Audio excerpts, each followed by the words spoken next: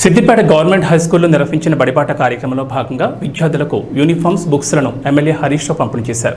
అనంతరం ఆయన మాట్లాడుతూ పాఠశాల పునఃప్రారంభం సందర్భంగా విద్యార్థులకు శుభాకాంక్షలు తెలిపి ప్రతిరోజు పిల్లలు సక్రమంగా పాఠశాలకు వచ్చినప్పుడే విద్యార్థుల భవిష్యత్ బాగుంటుందని, గత 5 ఏళ్లుగా 10వ తరగతి ఫలితాల్లో రాష్ట్రంలో సిద్దిపేట మొదటి లేదా రెండవ స్థానంలో ఉంటుందని, ఈసారి మొదటి స్థానంలో ఉండాలన్నారు. సిద్దిపేటలో కార్పొరేషన్ పాఠశాలకు దీటుగా ప్రభుత్వ పాఠశాలను తీర్చిదిద్దుకున్నామని, గత ప్రభుత్వం 10 ఏళ్లుగా ప్రభుత్వ పాఠశాలను అన్ని విధాలుగా తీర్చిదిద్దామని, మన ఊరు మనబడి కింద పెండింగ్ పనులను కొత్త ప్రభుత్వం పూర్తి చేయాలని తెలిపారు. ప్రభుత్వ పాఠశాలలకు ఉచిత విద్యుత్, పారిశుద్ధ్య కార్మికులను ఇస్తామన్న హామీకి జీవో జారీ చేయాలని, ముఖ్యమంత్రి రేవంత్ ఇచ్చిన హామీ అమలు చేయాలని, డిఎస్సీ నోటిఫికేషన్ ఇచ్చి పాఠశాలలో ఖాళీగా ఉన్న పోస్టులు భర్తీ చేయాలని డిమాండ్ చేశారు. కొనసాగించాలని చెప్పి కూడా నేను ఈ సందర్భంగా కోరుతా ఉన్నా. ఇకపోతే ఇవాళ ప్రభుత్వము కొత్తగా వచ్చిన ముఖ్యమంత్రి గారు కూడా ఏమన్నారంటే, మేము స్కూళ్ళన్నిటికీ ఉచిత కరెంట్ ఇస్తామన్నారు, పారిశుద్ధ్య సిబ్బందిని కూడా ఇస్తామని చెప్పి హామీ ఇచ్చి ఉన్నారు. నేను ఈ సందర్భంగా అన్ని స్కూళ్ళ పక్షాన, రాష్ట్రం పక్షాన ముఖ్యమంత్రి గారిని కోరుతా ఉన్నా, మీరు ఇచ్చిన మాట ప్రకారంగా వెంటనే అన్ని స్కూళ్లకు పారిశుద్ధ్య సిబ్బందిని అందించాలని, ఉచిత కరెంటు జీవో కూడా ఇవ్వాలని చెప్పి కూడా నేను ముఖ్యమంత్రి గారిని కోరుతా ఉన్నా. అదేవిధంగా గతంలో మీరు 25,000 మందితో డిఎస్సి నిర్వహిస్తామని, 25,000 ఖాళీలు నింపుతామని చెప్పి మీరు హామీ ఇచ్చి ఉన్నారు.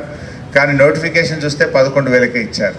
25,000 ఖాళీలు ఉన్నాయి, 25,000 మందితో డిఎస్సి ఇస్తామని చెప్పి ఇచ్చిన మాట ప్రకారంగా వెంటనే 25,000 ఉద్యోగాలతోని, ఉపాధ్యాయ ఉద్యోగాలకు డిఎస్సి నోటిఫికేషన్ కూడా ఇవ్వాలని చెప్పి కూడా నేను ప్రభుత్వాన్ని కోరుతా ఉన్నాను.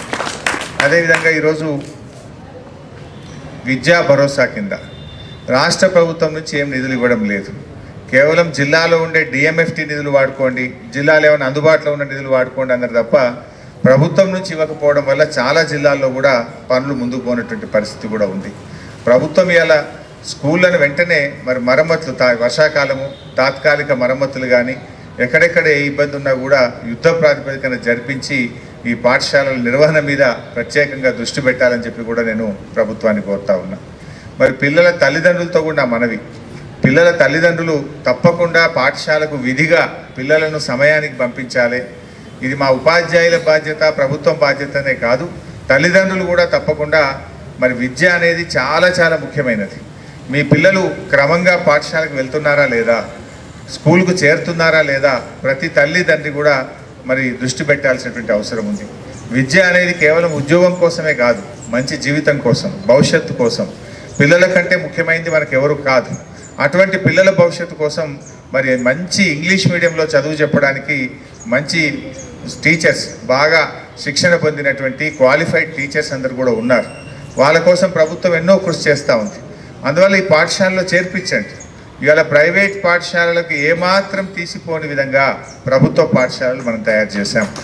మంచి ఫర్నిచర్ కానీ, క్లాస్ రూమ్స్ కానీ, డిజిటల్ రూమ్స్ కానీ, డిజిటల్ టీవీ స్క్రీన్స్ కానీ, సుశిక్షితులైనటువంటి ఉపాధ్యాయులు కానీ, మంచి ప్లే గ్రౌండ్స్ కానీ, అద్భుతంగా ఉచితంగా బట్టలు ఇచ్చి, పుస్తకాలు ఇచ్చి మంచి విద్యను అందిస్తూ ఉన్నాం. కనుక మనము ప్రభుత్వ పాఠశాలల పైన చిన్న చూపు తగదు.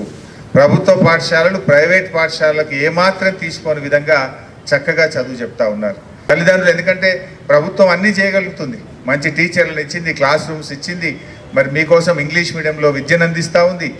మీరు పిల్లల్ని స్కూల్కు పంపడం అనేటువంటిది చాలా చాలా ముఖ్యమైనది. ఒక పాఠశాల బాగా నడవాలంటే తల్లిదండ్రుల బాధ్యత కూడా చాలా ముఖ్యమైనటువంటిది.